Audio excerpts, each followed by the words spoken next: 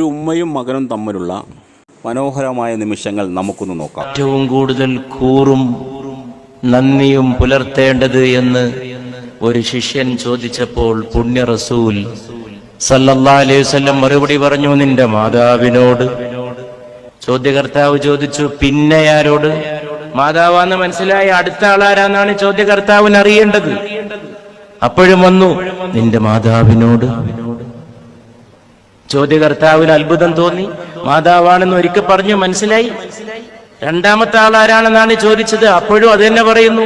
മൂന്നാം വട്ടം ചോദ്യകർത്താവ് വിടാതെ പിടികൂടിക്കൊണ്ട് ചോദിച്ചു, അടുത്ത ആളാരാണോ? Who is the next? നിസ്സംഗനായി മുഹമ്മദ് നബി സല്ലല്ലാഹു അലൈഹി വസല്ലം മറുപടി നൽകി, നിന്റെ മാതാവിനോട്.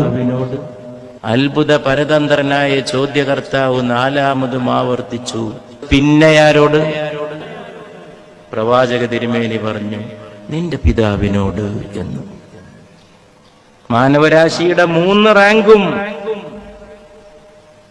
അടുക്കളക്കാരി കൊണ്ടുപോയി. നോക്കൂ, ഇസ്ലാമിൽ മാതാപിതാക്കളുടെ സ്ഥാനം എന്താണെന്ന് അറിയുമോ നിങ്ങൾക്ക്? ഉയർന്ന നിലയിലെത്തിയ ഒരു മകൻ സ്വന്തം മാതാവിൻ്റെ കയ്യിൽ നിന്നും തൊപ്പി തലയിൽ വെപ്പിക്കുന്ന സുന്ദരമായ കാഴ്ച. എന്നിട്ട് ആദ്യത്തെ സല്യൂട്ട് അവൻ സ്വന്തം മാതാവിനാണ്. ഇസ്ലാം മതത്തിൽ ഉയർന്ന സ്ഥാനം കിട്ടുന്നത് പെണ്ണുങ്ങൾക്കാണ് എന്നാണ് പ്രവാചകൻ ഇവിടെ പറയുന്നത്. ചില ഇസ്ലാം വിരുദ്ധർ പറയും, ഇസ്ലാമിൽ പെണ്ണിന് സ്വാതന്ത്ര്യമില്ല, ഒരു വിലയുമില്ല എന്ന്. സ്വന്തം മാതാപിതാക്കളെ സംരക്ഷിക്കുന്നതിൽ ഇസ്ലാമാണ് ഏറ്റവും മുന്നിൽ നിൽക്കുന്നത്. അത് മദ്രസയിലുള്ള മതപഠനത്തിലൂടെയാണ് ഓരോ ഇസ്ലാം വിശ്വാസിയും മനസ്സിലാക്കിയത്. മദ്രസ പൊട്ടന്മാർ എന്ന് വിളിക്കുന്ന ഇസ്ലാം വിരുദ്ധരുടെ മാതാപിതാക്കൾ മനസ്സിലാക്കണം, എല്ലാ മതങ്ങളും പറയുന്നത് സ്വന്തം മാതാപിതാക്കളെ സംരക്ഷിക്കണം എന്നാണ്.